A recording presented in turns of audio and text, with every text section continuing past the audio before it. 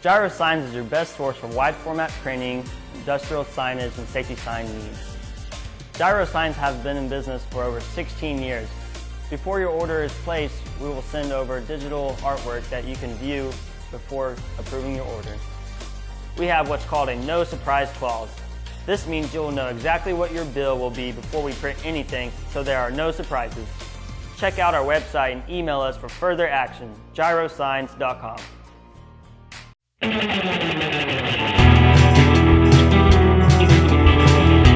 And the Constitution is like over 220 years old. And they got it right. And it lives because we take those oaths, and we have people still willing to administer and follow those oaths and carry them through, no matter if the decision is difficult.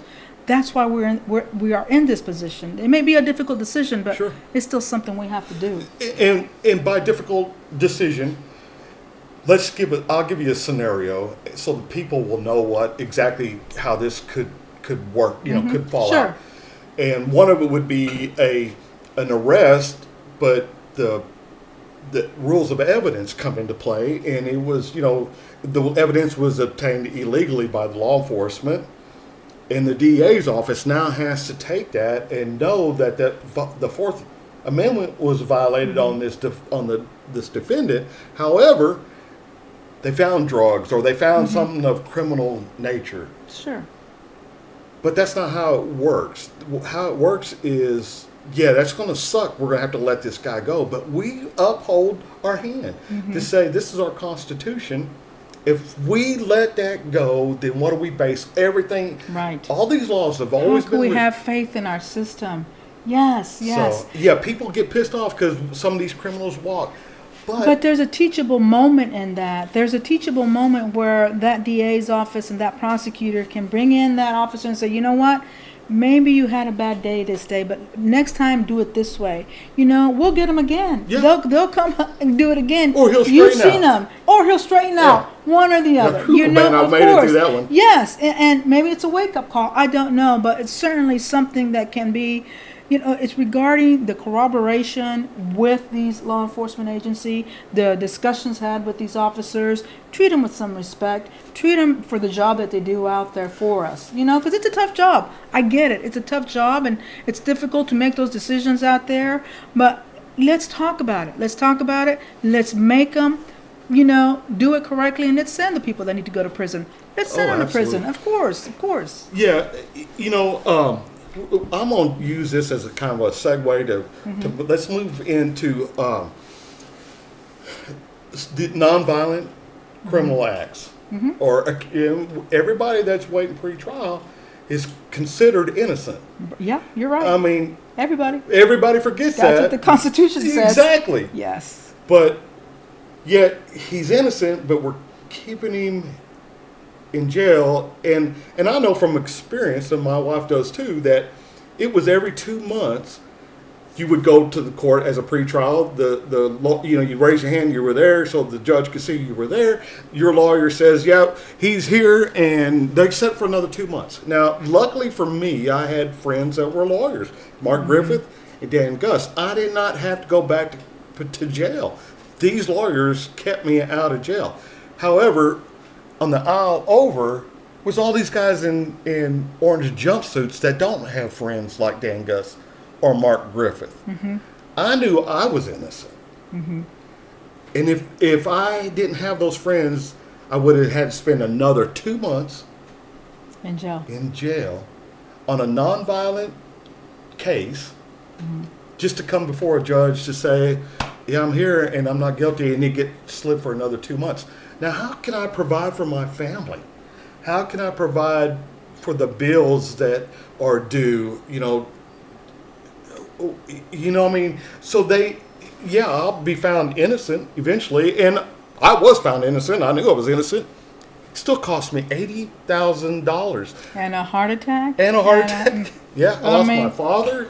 Yeah, that's right. Yes, my condolences. Yes. So and I'm a law enforcement guy. I'm an elected official. Yes. Right? Yes. And what's telling about all that is it happened to me. How many people right now, I mean, would you guess at least one person over in that county jail is innocent and eventually will have to force the plea because they bankrupt him. Well, they're in there because there was a determination of probable cause to hold them for these crimes, right? And then maybe they're waiting for some discovery, or they're waiting for their day in court. I mean, they're all presumed innocent until they're found guilty, right. And that's where the recognition, Mike, that you're talking about, the importance of what role this office plays and the rest of the county budget process.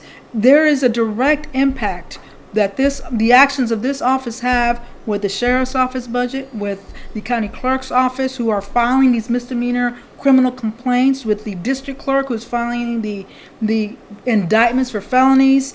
I mean, there is thousands and thousands of dollars that there needs to be a discussion, Yeah. There are discussions right now held by our judges, our sitting judges right now, regarding the funds for indigent defense counsel. And they're trying desperately to find a way to not burden taxpayers so much by paying for indigent defense counsel. And that discussion needs to be had and led as well with the DA's office and the sheriff's office and the judges. And we need to sit down and talk about these issues because these are real world issues, and the jail population is just going to continue to explode if these cases are not moved, if these cases are not screened better.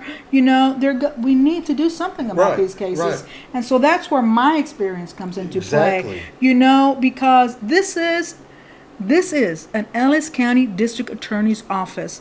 Despite what you may hear, this is an Ellis County attorney with felony court jurisdiction.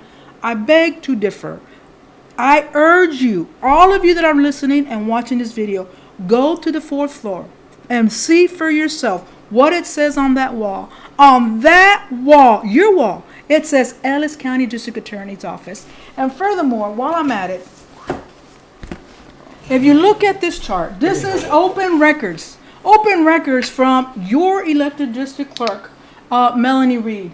I want you to notice in 2018, the number of criminal cases filed. That means felony cases, murders, robberies, possession of controlled substance with intent to deliver, 1,278. How many civil cases? Ellis, 282. Look at 2019. How many number of criminal cases filed? 1,223 cases. How many civil cases? 230. Now, mind you, as you look at these open records, one of these civil cases was involving this gentleman right here.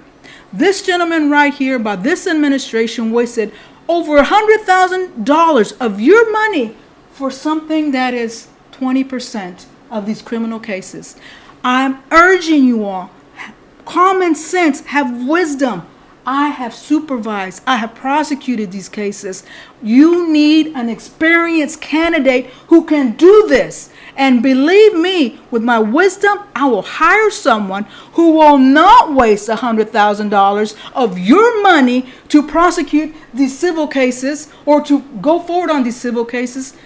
Working in a prosecutor's office is not the same thing as being a prosecutor. I am a chief prosecutor. I will be your chief protector. I will be protector of your money, of your property, of your family. I will do it. I will protect our veterans.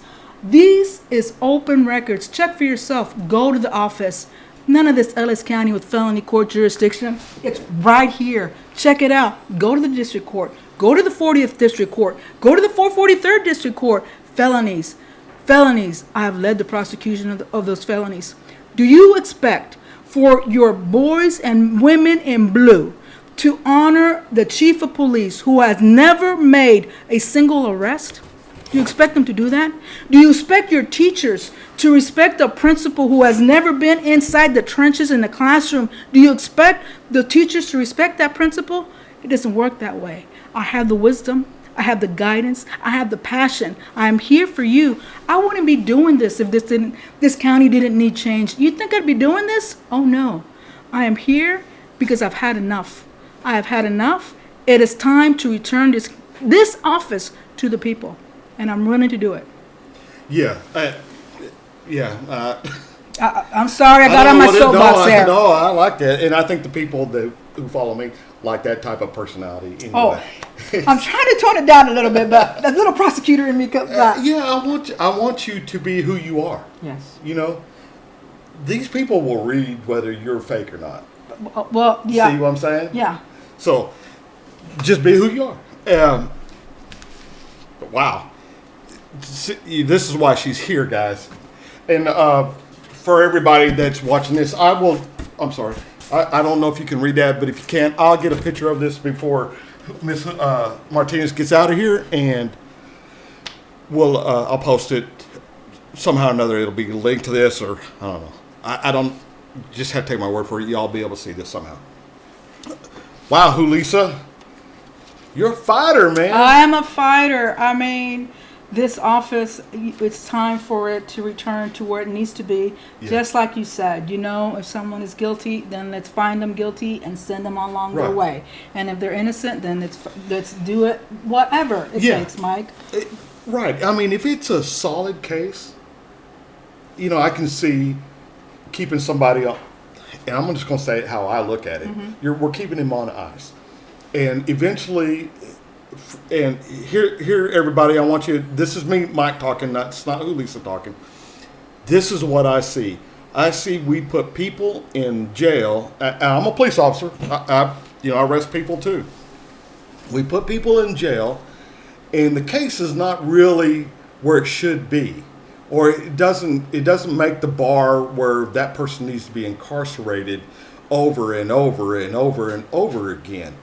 If we're going to have to, we have to depend on the DAs screening that case as it comes in and saying this is bullshit for he probably... Is that a legal term? I'm just kidding. Yeah, that's my Marine Corps term. Oh, okay. I'm back. I got cut off by the camera, but my question, or I guess... Your comment to me. Yeah, the discussion that I'm wanting to have is basically to make the DA's office more susceptible, I guess, or more acceptable to looking and having somebody that knows what the hell they're doing screen the cases as they come in. We always have to, they look, see, yeah, he's got the DVD there, he's got all this, and all right, and they sign it, and you're gone, and no telling what happens to your case until 6 months from now.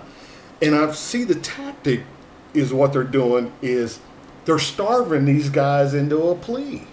And right now I think there's about 90 days that the state is holding these cases, maybe 75 to 90 days on felony cases before they're taken to a grand jury. We have grand juries meeting twice a month, and we have our district judges, signing off on these indictments, and certainly something can be done faster. And then the backlog happens that discovery is not given until an indictment is returned. Yeah. And that's going to be 3 months, 4 months down the line. So, the counsel, the attorney needs to review it before they can advise the client properly what he should do.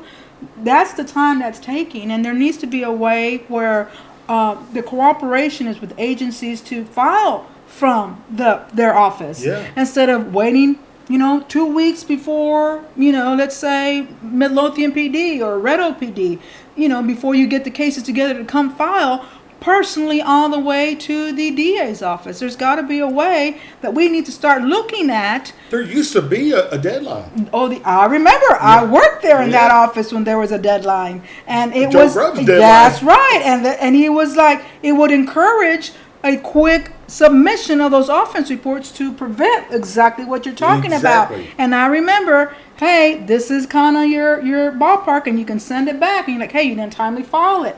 And that's not happening. That's not happening right now. And our agencies are just feeling overwhelmed as well, having to make copies of offense reports, having to make copies of DVDs, instead of looking at something much more economical to the taxpayers, economical of time for these detectives. Economy of management. Yes, economy of manpower. There needs to be that. And that's not going on. And I certainly think that with what is going on with the discovery right now, Yeah. there's a duplication of services at the DA's office. You know, next time I come, I'm going to give you the number of how much Xerox paper is being purchased, copy paper is being purchased by this DA's office. That's ridiculous. It's astronomical. I mean, wait till the Green Party finds out about how many trees are being killed. But, you know, there's a way to get it done where even the attorney, the defense counsel can access records from their office, and this will bring the cost for the judges down. See? Yes. Because then I personally have to go get records. The attorney, mind you, I need staff. I need an office, and yet the DA's office requires the attorney to go up there. As I leave my office, I am billing the county to go get that paperwork because my staff cannot go get it for me. My staff that I am obligated to pay for according to the judges. It just makes no sense. There's no communication. There's no willingness to sit down about how this system can be improved. Exactly.